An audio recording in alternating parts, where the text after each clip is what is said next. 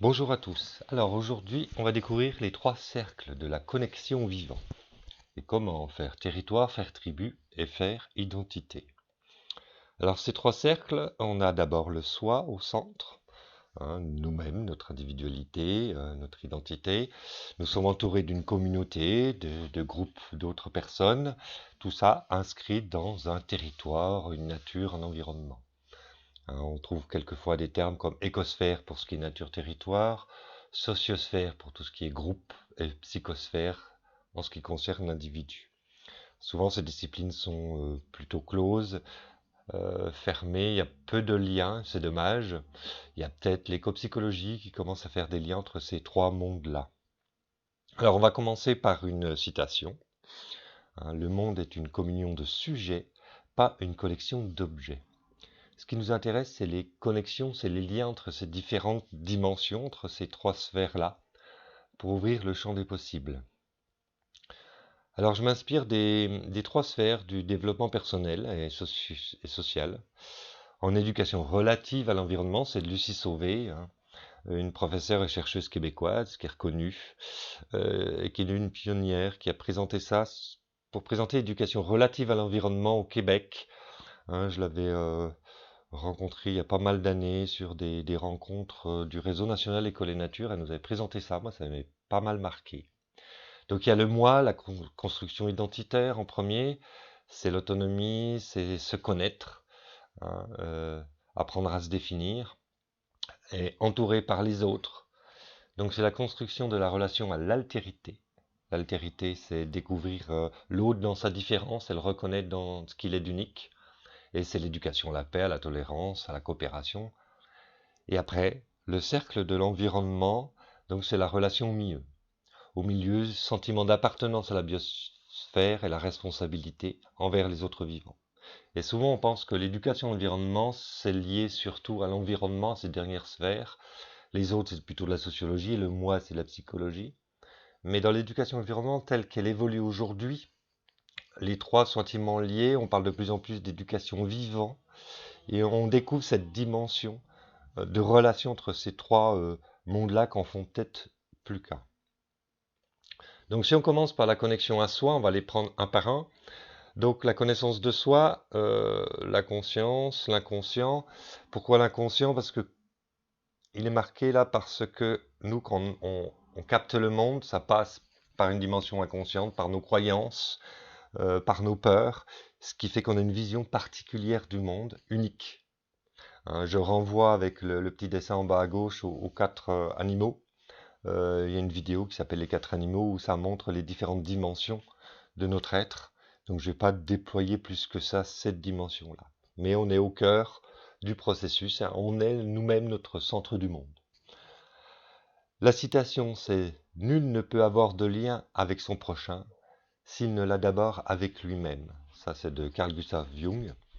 Donc c'est se connaître pour un peu connaître les autres et connaître le monde. L'autre cercle, c'est la connexion à sa communauté, avec plusieurs dimensions. Il y a un noyau dur qui est la famille, généralement, ou les amis. Après, ça s'élargit à la tribu, et ça crée notre communauté relationnelle. Là, on est dans le concret, avec qui on est en contact. Et quelquefois, ça dépasse, dans certaines cultures, les humains, on verra, les non-humains, ou certains ne mettent pas certains humains dans leur communauté. Donc la volonté profonde de tout homme, de tout peuple, de toute communauté, quelle qu'elle soit, c'est d'être libre, de sentir son génie éclabousser son lieu et l'inscrire dans le monde. Ça, c'est de Patrick Chamoiseau. Donc c'est vraiment, on s'inscrit dans une communauté qui s'inscrit dans le monde, c'est une dynamique naturelle. Et puis on a le territoire, la nature, l'environnement. Donc là, quand je parle de territoire, c'est notre territoire de vie. C'est là où on met les pieds, où on est réellement en contact. Le territoire est très complexe, rempli de symboles, de liens, de réseaux, d'éléments, avec une limite identifiée, une frontière, avec quelquefois des portes. Et dans beaucoup de cultures, il y a plein de symboles. Un qui où il y a le centre, l'axe du monde. Chacun a son centre du monde, a ses limites, ses frontières et ses éléments qui le composent. On a aussi une dimension tridimensionnelle avec la terre sous nos pieds et le ciel au-dessus de notre tête. Donc tout ce qui arrive à la terre arrive au Fils de la terre. L'homme n'a pas tissé la toile de la vie, il n'est qu'un fil de cette toile. Quoi qu'il fasse à la toile, il le fait à lui-même. Ça, c'est de Chef Seattle, un chef amérindien, qui lui partait du principe que dans notre territoire, la terre, on était tous reliés, tous connectés à un point où si on touche un des points, ça affecte toute la toile. Et on est tous, on fait tous partie intégrante de ce territoire, on est même ce territoire. Ce qu'on appelle, nous, l'effet papillon, pour cet effet de connexion. Donc ce qui nous intéresse là, c'est de voir que les limites, en fait, elles sont poreuses. Le soi peut s'élargir, on peut prendre plus d'ampleur pour se connecter à ce qui nous entoure ou être fermé. Et puis notre communauté, alors est-ce qu'on met les humains pour notre communauté, les non-humains pour ce qui n'est pas notre communauté?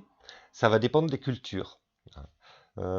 Quelquefois, certains vont mettre les autres vivants dans la communauté. On le voit dans certains peuples animistes où les plantes sont nos sœurs, les animaux sont nos frères. Donc ça élargit le cercle de la communauté.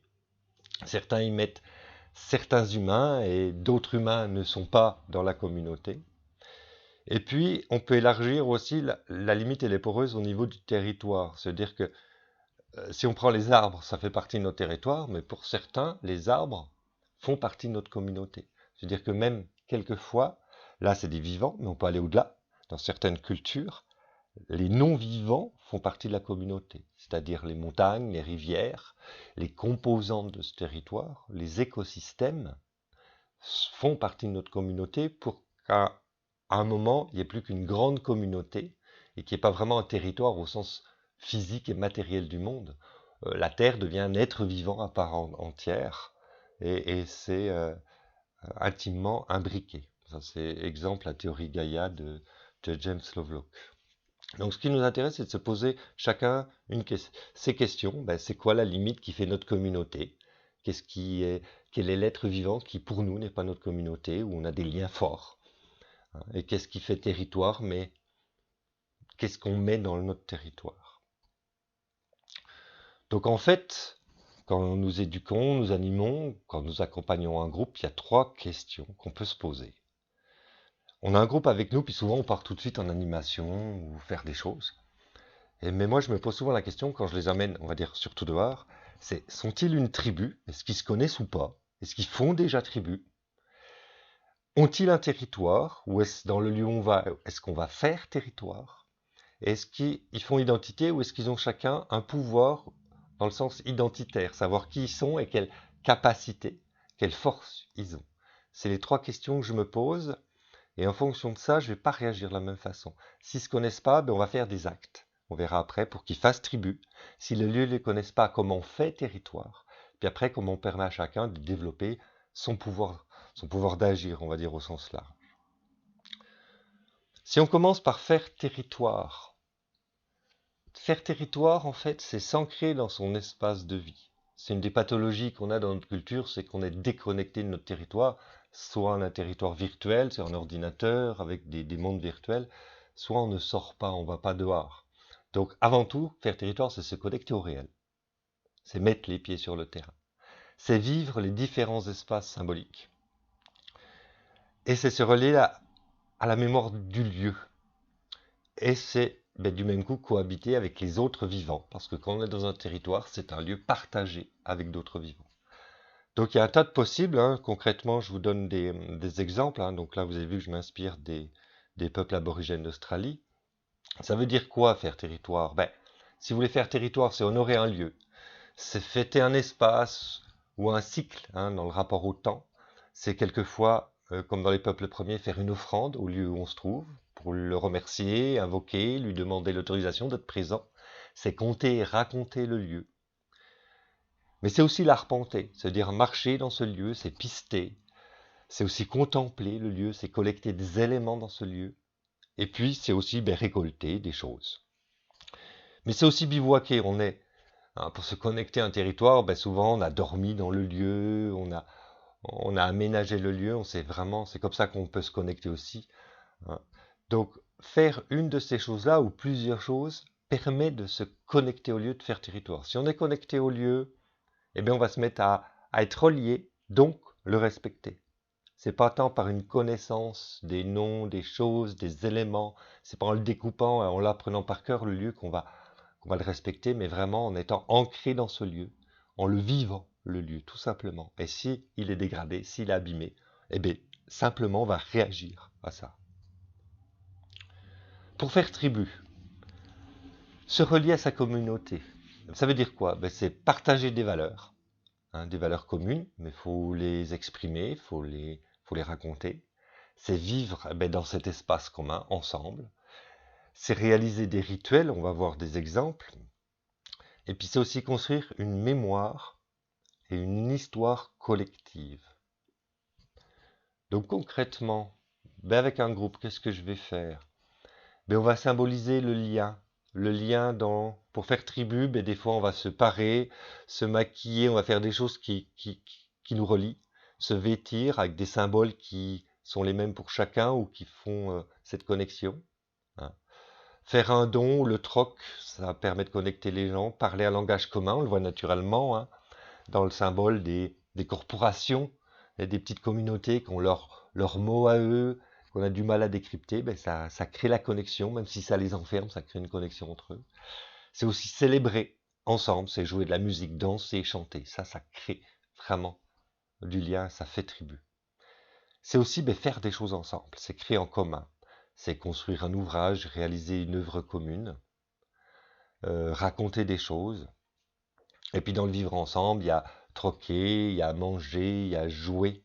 Donc toutes ces choses-là, elles font connexion, soit par un symbole, soit par du festif, par de la danse, par du chant. C'est ça qui crée le lien.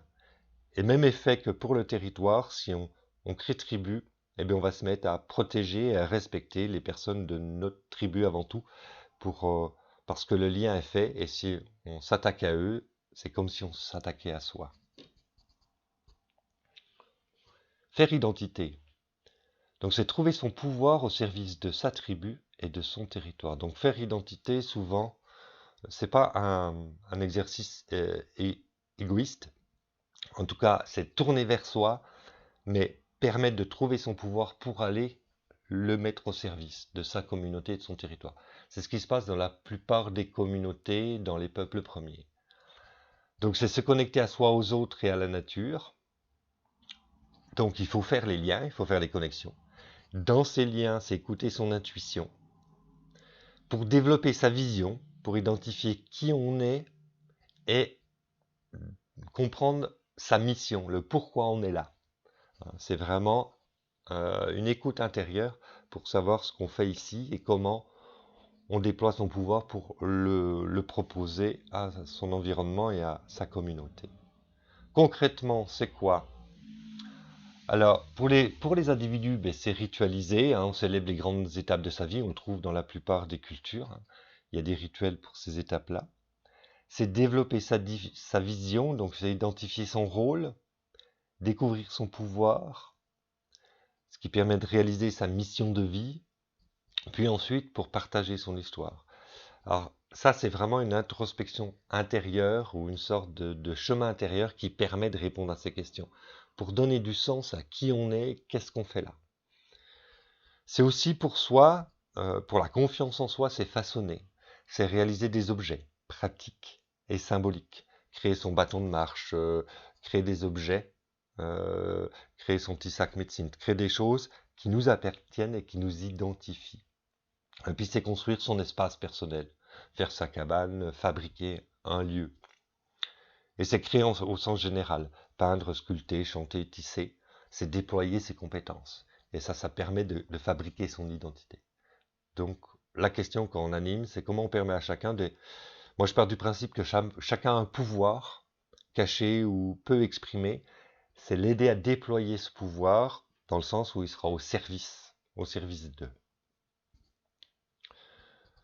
Donc, pour résumer l'histoire, c'est avant tout être à l'écoute de soi, en haut, se connaître, pour être au service de sa tribu, qui sera gardienne de son territoire, et ce territoire deviendra accueillant et généreux.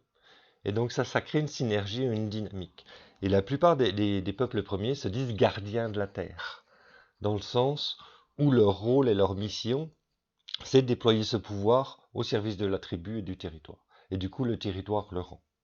Et comment déployer, être à l'écoute de soi et déployer ses compétences, c'est aussi dans le lien. Soit la tribu, elle nous renvoie une énergie et quelque chose qui nous permet de découvrir qui on est, via quelqu'un d'autre, via le groupe. Soit c'est le territoire lui-même, c'est de la connexion à la nature qui nous permet de savoir qui on est. Donc c'est cette synergie-là, par ces trois sphères-là, qui permet de déployer tout ça. Donc en résumé, c'est faire corps avec sa tribu et son territoire. Donc c'est vraiment se sentir, au bout d'un moment, on se sent être les autres et être le lieu. Donc les limites s'effacent, c'est surtout pas créer des frontières, ou en tout cas c'est se questionner, les faire se dissoudre, augmenter, élargir son territoire, élargir sa tribu, où les non-humains peuvent prendre une place aussi. Et du coup, son soi s'élargit. Et on prend en pouvoir, on prend en puissance. Et si on touche à un de ces domaines-là, c'est comme si on touchait à nous. Du coup, on le respecte, mais on le protège avant tout. On devient les gardiens de sa communauté, de son territoire. Donc voilà, synthétisé, je mets ensemble trois principes ici. Le schéma peut paraître complexe, mais en fait, on a les trois sphères, hein, les trois cercles de la connexion ou vivant au sens large du terme, soit où on peut retrouver le principe de la roue des animaux dedans, mais qu'on peut étendre aux autres cercles, sa communauté, son territoire, donc ça c'est les trois cercles, avec le soi pour la roue des animaux, et on peut mettre le chemin individuellement qu'on va faire, soit ou quelquefois un groupe ou une communauté dans son territoire, par les 5 pierres. Qui sont tout un cheminement que je ne vais pas déployer ici. Mais en gros, là, on retrouve un schéma qui synthétise les trois principes, les trois cercles, les 5 pierres et la roue des animaux. Donc si vous n'avez pas connaissance des autres dynamiques, allez voir les autres vidéos que j'ai faites sur ces sujets, les 5 pierres, ou la roue des animaux, sur ma chaîne YouTube. Et ça va résonner, chaque vidéo va résonner avec les autres vidéos. Voilà, je vous remercie pour votre écoute. Et je vous dis à une prochaine fois.